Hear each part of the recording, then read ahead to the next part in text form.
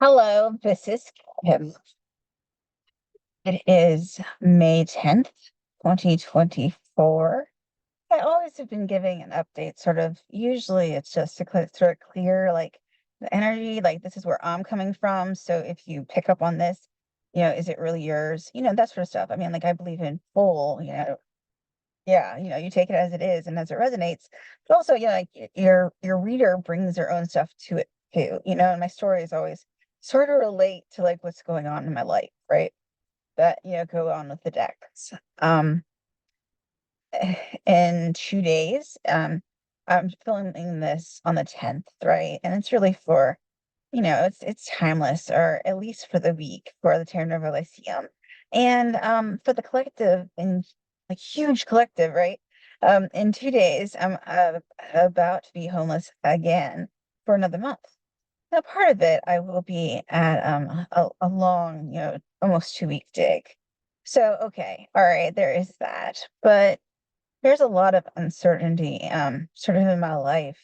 T- I've been at the house, my parents' house this week, and the brain fog is so real. You give me about 5 hours outside of the house, and I finally make sense. I usually get up at 5 a.m., and today it took until 11 for me to really truly rise and be like, oh, I can semi-function, semi, right?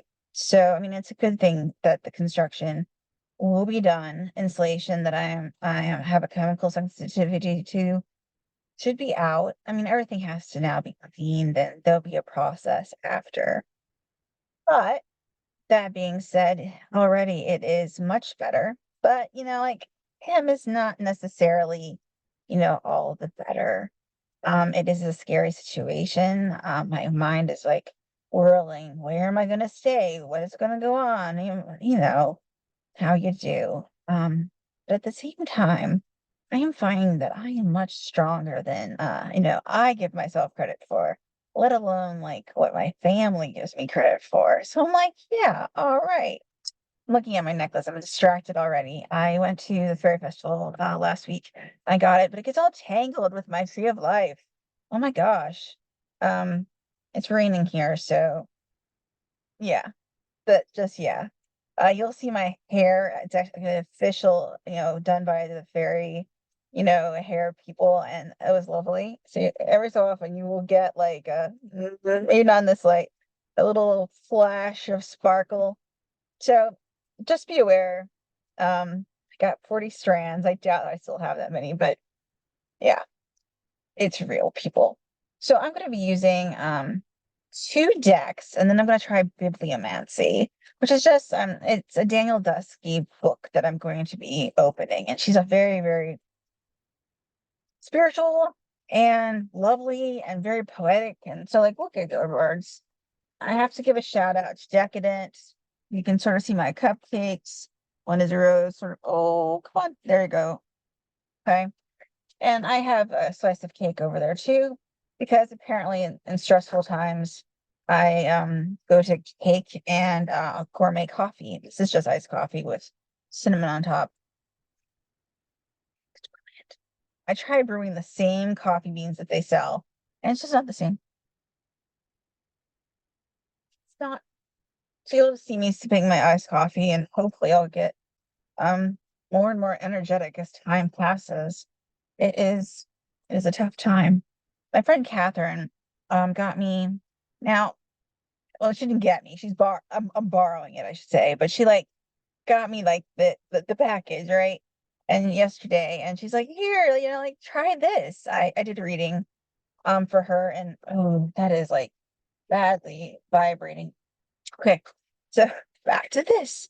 So she is letting me borrow this deck, which is lovely because I don't have access to many decks. I was able to get a few more out. There's somewhere back there. By Sunday, my tent's already in there. It'll just be my clothes for a month. All right. So this is a Cheimonette, a Chemonnette tarot deck. And she says it's one of her favorites. And I asked it permission, like you do. I'm like, "Hey, can I, like, I'd like to do this for you." I usually don't touch other people's decks. I admit it, I don't. But I was given free access to it, and I was like, "Let's do this. It's good." Now, this came up.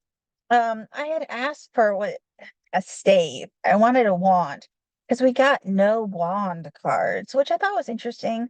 We got court cards instead, and like, we got major arcana and that sort of stuff. And I was like, okay, well, that sort of makes sense because the major arcana sort of, can evoke this, the wands or the staves. But so I asked the deck, give me a stave, okay? And it gave me five, the priest. And this priest is death, blindfolded, and it has like a female figure, female presenting figure, behind.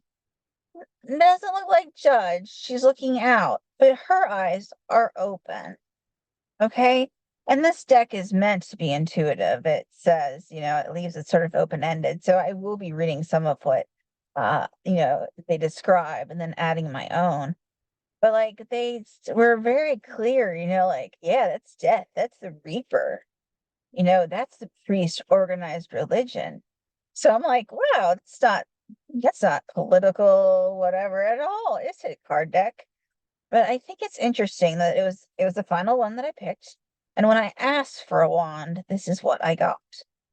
And what does that say to me? I always find like wands as creative, as sort of like what I would consider the most, probably not free flowing because that's like the cups, but like the most rebellious, energetic, go out there and like go crazy in the world and build and like that sort of stuff. Like um create is a big one.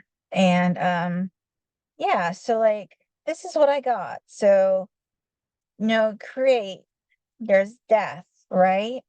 And it's interesting because, like, all right, personal story. I keep going, I don't know how to write anymore. I don't know how to write anymore.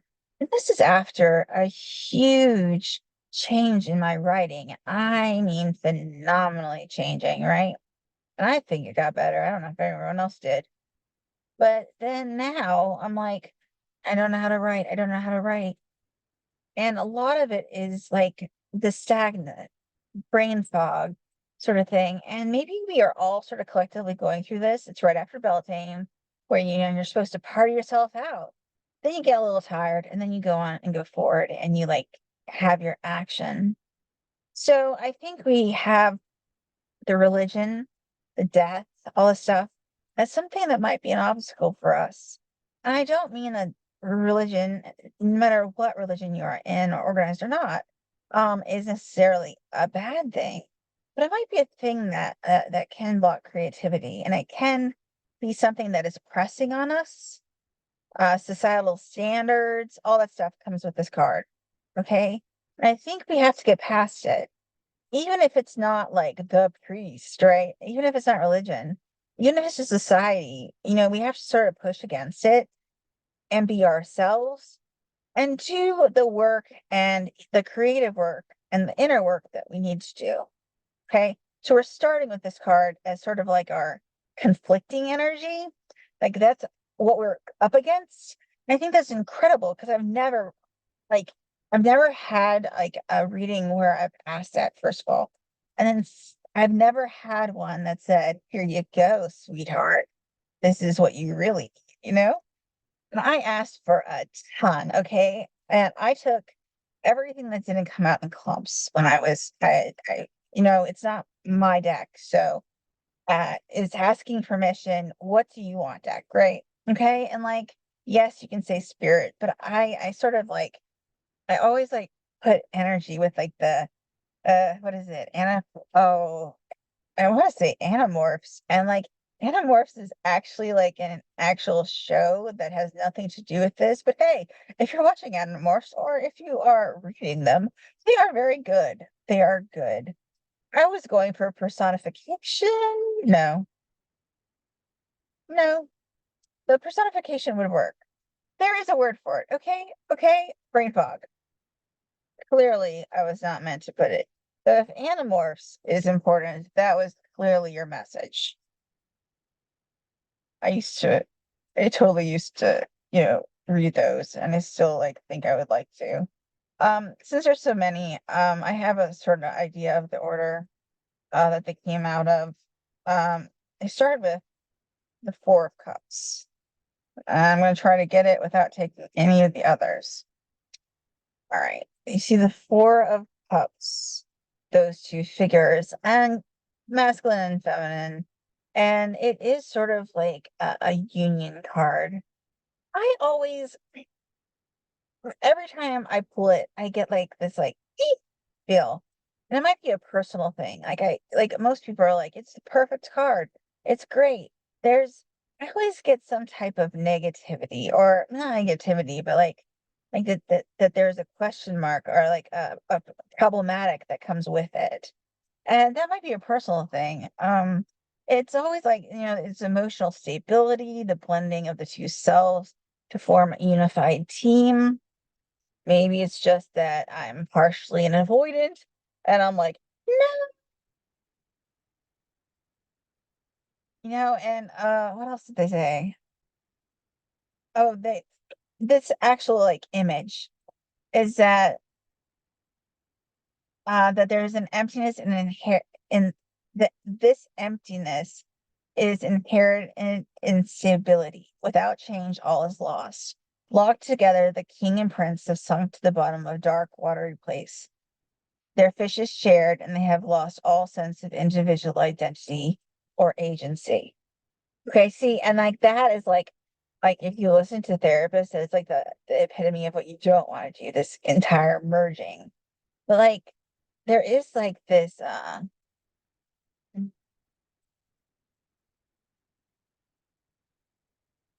idea that we are supposed to merge and like completely come together and lose ourselves. You become one. You both merge and become yourselves, oneself, right? And that's great on a physical sense, terrific. But it's practicable to completely and totally lose yourself. And that's why I think I feel like the sort of icky sort of feel is that my connections, I want two individuals, but to work together. Yes, absolutely work together, but still remain individuals. But, sort of work closer together and have more of a divine partnership where one gives, takes, and then the other gives, takes, and it's much more of a balanced situation. Okay. And like that's what I want this Four of Cups to be, much more balanced, not this emotional watery. So like just just keep it. This is a great card. Feel it in a love card. But then remember, please, even even if you're in love, even if you really want a job and you're offered it, and don't dissolve into something that you are not. Don't dissolve into nothingness and into this thing. Be yourself and be independent and be creative and go against that impulse of what society expects of you and what society like lies to you about relationships. The Nine of Cups, also a great, beautiful card. All right, I'm gonna just read it a little bit at least. After despair, good fortune returns. The nine is happiness. The princess, loving the world, carries her fish inside her, self-contained and with an endless fund of energy and inspiration to give to all, rather than dissolving herself in another or conflating her identity with her fish or emotions. She chooses to merge with her environment, which is the universe itself. She seeks to identify herself with a larger world, has grown strong enough, big enough for emotional landscape to fit inside her completely, where it is safe, sustained, enshrined, and a nourishing gateway to human fulfillment. And that's brilliant, right? Independence, still love, self-contained emotions. So it's not like the emotions are erupting out. What was it? The word big enough. So you can take up space. She can take up space in the emotions. She can take up space in relationships and say, "Hey." She can take up space in the world. And it's very difficult. It's very difficult to be able to say, "I'm allowed to take up space." We got to do it. It doesn't matter what spectrum of of gender or sexuality you are or whatever, right? It doesn't matter. We all sort of face this at some point at least. Take up space. It's okay. Now, do you want to be Lord Byron? Maybe not. Okay. But take up space. Yeah. Some of these are going to come out intuitively because there's so many of them. Have the reverse priestess. This deck doesn't really have reversals or inversions. So, so it's two, I always give the numbers because that a lot of people can do like angel numbers and numerology, and I will eventually learn, but not right now. So this is a priestess, and you can see that she's sort of laying sort of fully contained. I think it looks like very much like a cocoon that's coming behind her, or like wings that are folded, and that, she's like a partial butterfly that's at rest. It says, this is for the priestess and the priest. Yeah, I of course got the priest before. The priestess and the priest represent two opposite views on the self of the retention or relinquishment of power over it. Okay, so we had the priest as like what we're going against. The priestess follows her own counsel above all others and rides the currents of internal seascape without trying to direct its inclinations. She accepts the tides of her emotional and irrational self as wiser than her conscious mind and takes cues from her intuition rather than outside guidance. And she is asleep inside herself. That is why I would say that it looks like it's encapsulated almost. Um,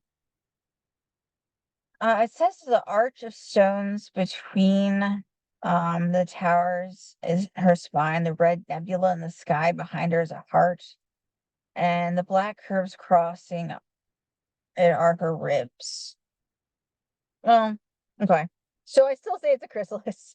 An artistic representation of a chrysalis is my thing, where she's already dissolved, she's become the butterfly, and now she's sort of resting. And that's sort of like where we can say our energies are. We're a little stuck. We're maybe not as restful. We're not as in control of our emotions. In the world today, that's understandable. Maybe we need to take a little stock of that, take in a little bit of that, priestess energy of I would say the priestess, I always feel that she is pretty stoic, and sort of like, you know, uh, contained. And we just got that, the emotions are contained. Doesn't mean you can't have emotions, you can't feel emotions, but you don't let them necessarily erupt or rule your life. And the priestess very much is in charge. So we're on our way. I'm going to say this is probably a card, and we're on our way very well to becoming the priestess. Our next card, if I can read Roman numerals, is 11, Fortitude. Now, I am going to read this one because it was interesting about the horse imagery. Okay, so horse. The horse as a symbol, the sigil of discs are coins or pentacles of the more animal aspects of human existence: worldly instinct and wisdom, suffering and liberty, material prosperity and impoverishment, shows up in both fortitude and the devil because they both revolve around opposite concepts of freedom, fortitude, and captivity, the devil. So there's like a back and forth, a pattern that goes back and forth. The horse's body belongs with fortitude as a basis for the mighty leap from biological survivalism into transcendent freedom. The horse's head belongs with the devil as a road to confinement and entrapment by the very thoughts that make us human. The woman's blind leap of faith is courageous because it is blind.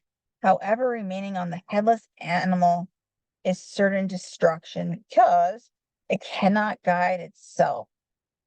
She leaps off in the opposite direction into a world she cannot and does not yet know. Is this reckless? Yes. But it is not foolish. She has wings. Her confidence has given her them. Okay, so that's a really, I say artistic sort of rendition of like the idea of like this card. So I definitely get like this idea of if you see all the black sort of swirling embellishments, I get a sense of motion. And usually with fortitude, it's very much mm, stand your ground, put your feet in, boots in the mud, sort of a feel for me.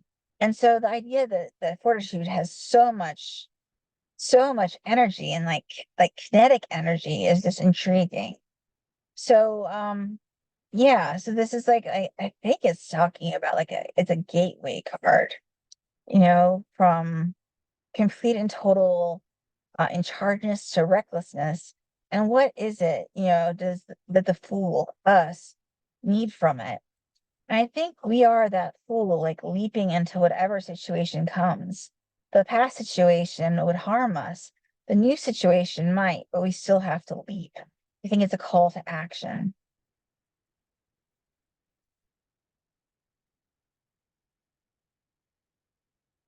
The Hanged Man in reverse is what we got. And again, this deck does not have reversals.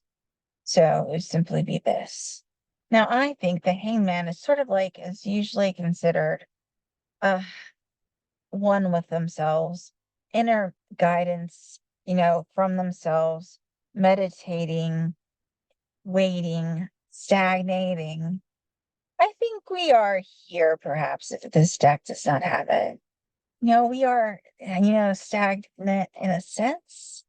We are waiting, we are watching, maybe resting, getting ready to make the next leap, the next foolish leap, or recovering from that leap that we did before. They say, whereas the fool is blank, the hangman is a student, a bridge, a receptacle of deep knowledge and true wisdom.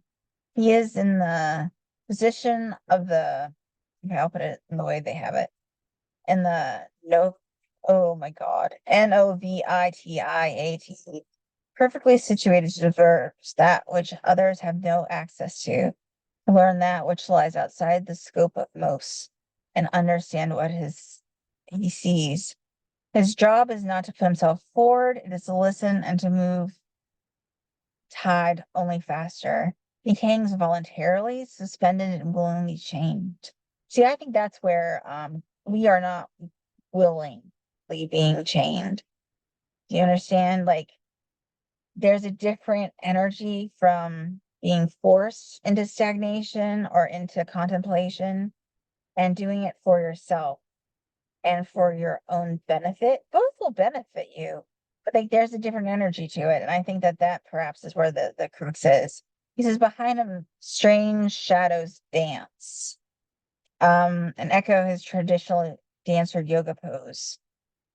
He is in the cusp of two worlds, inner world, solitary human experience, which I was talking about, and the world of collective experience. And if we're talking about the collective, again, perhaps it's that priest, the death card, if you want to consider it actual death and grief, something of that nature, something is holding us back. And it is involuntary, even if it's not necessarily conscious.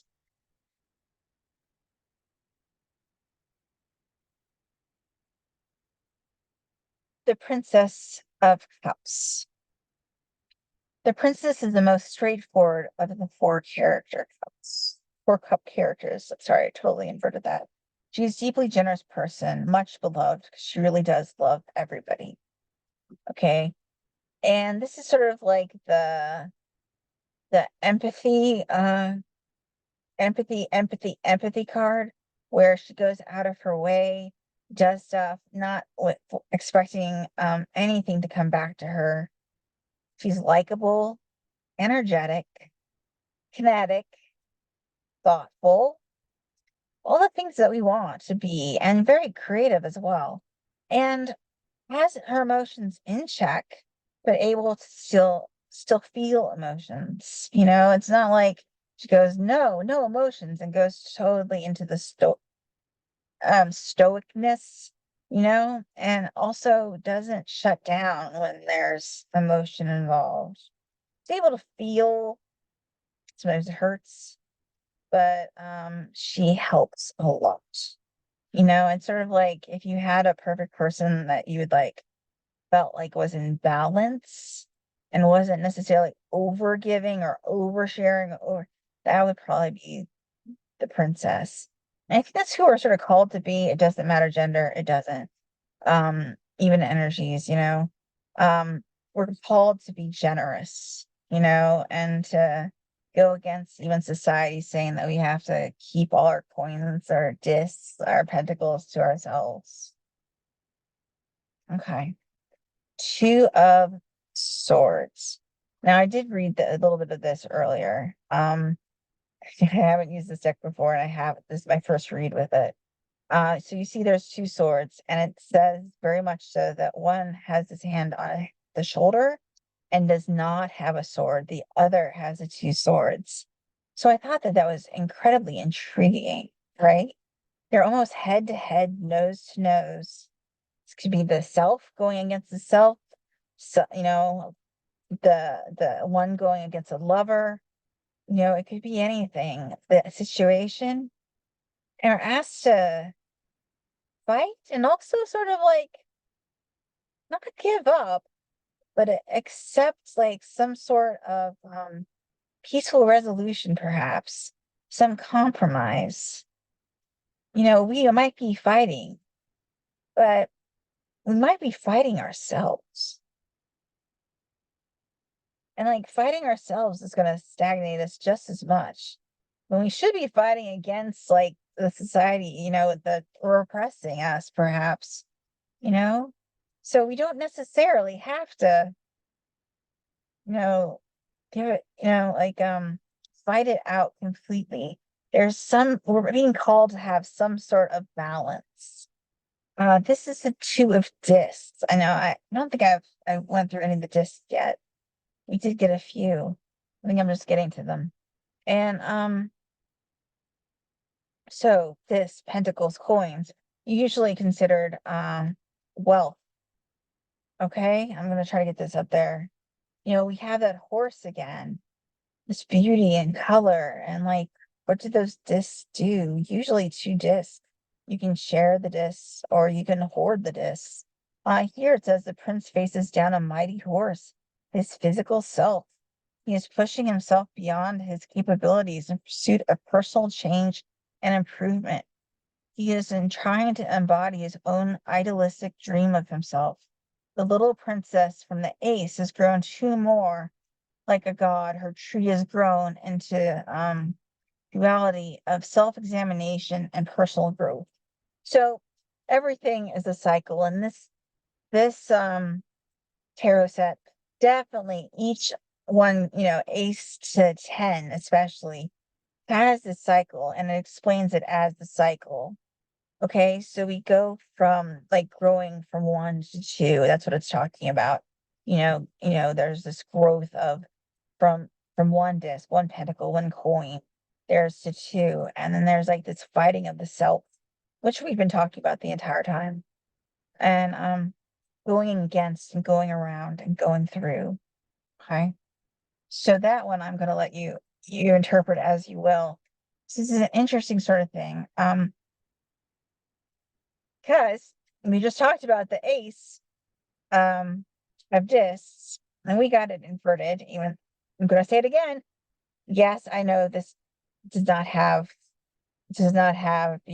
inversions, but ace of discs, something is kind of blockage. Maybe it's like this. Maybe it's coming to be this way. So like this is like what we were saying. There's one She has sort of like a flower growing there, and then it became 2. But then there's, as you're growing, both the self and also physical wealth and everything, there's more and more conflict, right? So this is the beginning of the phenomenon, like a job, and it says education, project, a home, revolution, money, that sort of stuff. Usually it's like material value sort of things. And she begins to plant what they say is to grow the tree of light. Okay. So by the time you get to 10, you'd have a full tree of lights. We're going to end this one, not the reading, but this this deck, the 7 of discs upright. And then in this part of this circle, of this cycle, the full weight of both the frailty and mighty of human existence is presented to us. The playfulness, now the 6 is considered playful, and now it dominates turning the page because I'm like, like every story is different. And this deck is really relying heavily on horses. I think it's intriguing, but I don't know. Horses kind of scare me. I'm weird. All right, that's a 7. The 7 has a halo and it's a horse's head, just so you know. So, how do we cope with our untimely, insecure, and lonely situation? The secret lies in lightheartedness and humor, only by taking on the attitude of teasing playfulness to the weighty matters of the physical world, structured relationships, promises, careers, possessions, and wealth, can we gain a realistic perspective on them and the role they play in our lives. With humor, we give ourselves a way to appraise ourselves and our situation. The fool is most wise. And I started reading the 7 of discs a little bit. And I think that I was definitely picking up on this energy that we are not playful. So I was like, oh, before it's playful. That's what I sort of remember saying. And so I'm like, we got the card of playfulness. What did I just read? So we can like sort of go against, like this idea of material culture, whatever that is blocking us, go against it and go with humor as a way of going around it. I don't think that we can necessarily fight it and but I think like we don't need a sword necessarily, right? That's what the 2 of swords are sort of saying. We don't need a sword. We need humor and laughter, a little bit of money. Wouldn't that be nice? Um, but definitely a little bit of creativity too, I think, and playfulness. So I have to thank Kathryn for the use of her deck. And of course, this I think this reading I will give to her as well because it is also for her, since it is her deck. We sort of like, oh, thank you. And with the collective, yes. All right. Now I'm gonna go to the creativity oracle. I I read from this quite a bit since it is in my car, right? There's a few in my car. And they have this huge book, right? But it really just explains what like I explain. Pardon me, that is my awful, awful, awesome coffee. Okay. So this one I like explore. Trust your imagination to help journey through your inner landscape to seek what you find is what I was going to say. So take that, but it says to find what you seek. And it's number 8. I'll read it again since I messed it up. This is Traveler on the, I love the art. Explore. Trust your imagination to help you journey through your inner landscape to find what you seek.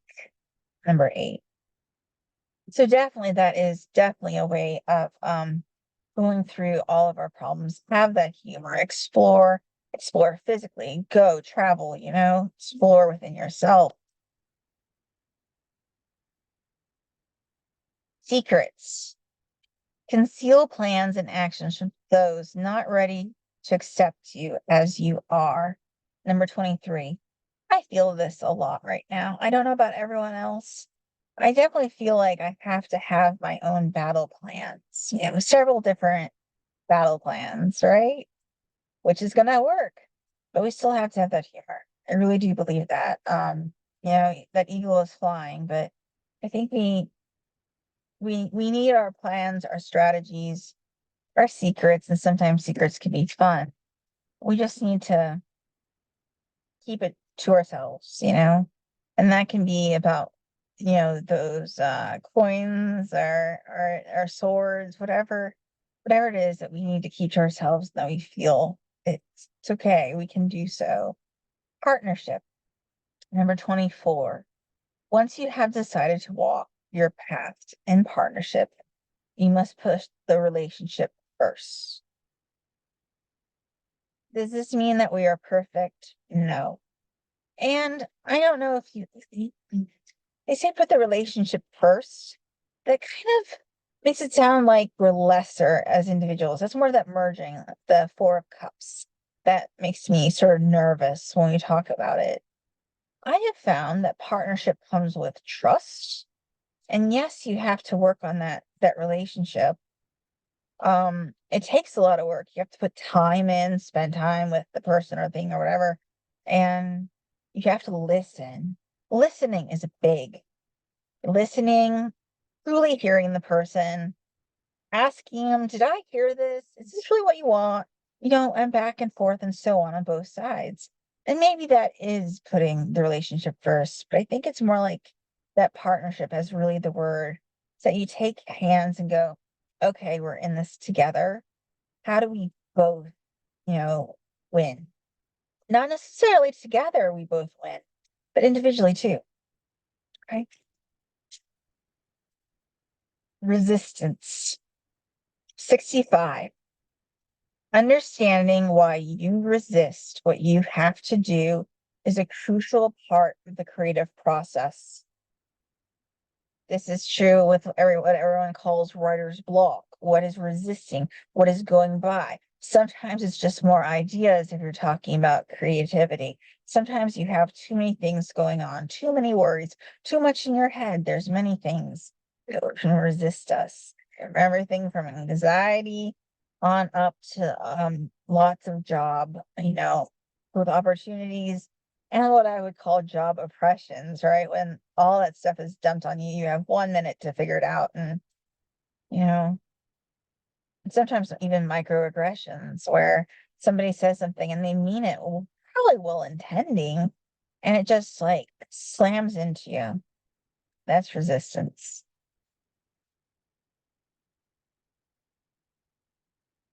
Wounds. 41. Withheld support from the past can cause low self-esteem that cripples action. I'm gonna do that again because I think we all have different types of wounds, but we all have them, and we definitely have scars. Wounds.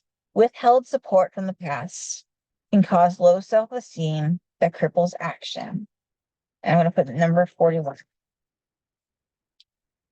A lot of these you have to apply for yourself. I can't give you like your exact, energy at the moment and why this card is you as a collective. Yes, of course.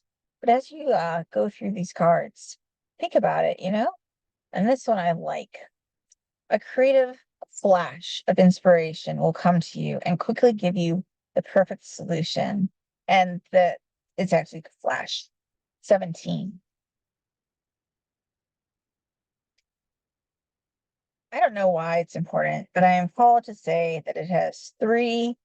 Um, it looks like little like bell leaves, but I think they're probably flowers. Just so you know, I don't know if three or this symbol, those flowers mean anything to anyone. They remind me of like jewelry at the fairy festival, but like I said, I'm being called to show you it. So take it if it's yours. Sorry, that was weird. It doesn't usually happen. There's lots of little symbols. Insight. See beyond appearances, masks, cliches, and cultural stereotypes to gain insight. 70. Okay, so go against the priest that I drew that had the sickle. That's what I get, right? Although it does make for a very interesting read. Never done it, like I said before, and I guess that's what you do. So that's insight 70. I'm just clearing my space just a little bit. Usually everything's gonna fall. Put that there. All right. And as I said, we are doing some bibliomancy. This has probably seen better days. This is Bones and Honey, a heathen prayer book. And it's by Danielle Dulsky. And I left her work and probably owe her money for like a group that I'm supposed to be in, the hag school. Uh, yeah, we'll see.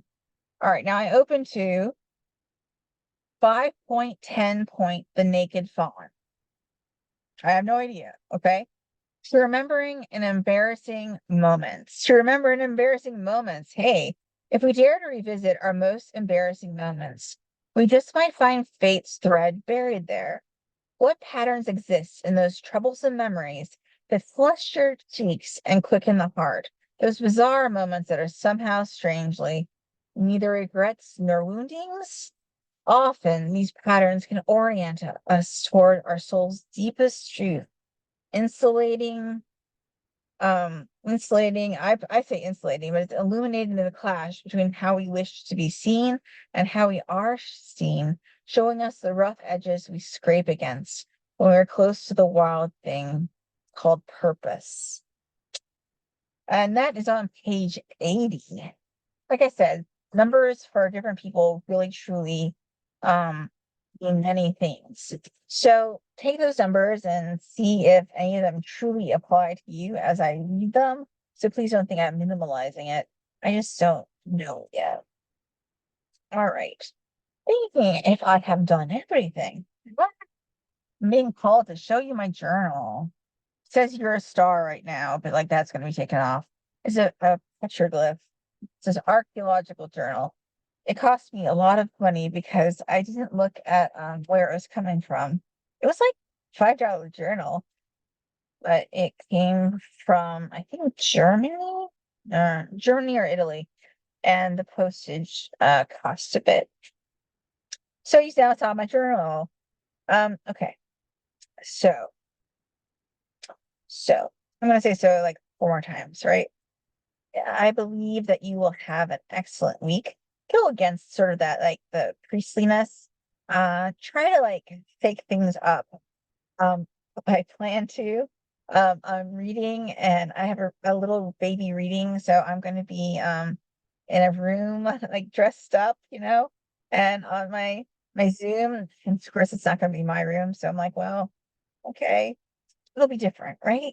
And we have to go beyond our our happy places, right? We have to go beyond and sort of like make things comfortable for ourselves as much as we can as we go forward and face challenges. I think that's what we're being called to. I'm certainly being called to step out and find our power, right? Step out and make sure we know that we're an individual and that we deserve love, respect, space, and a place to grow. So with that, my loves, I wish you that, all of it. Take care, be well. So it is.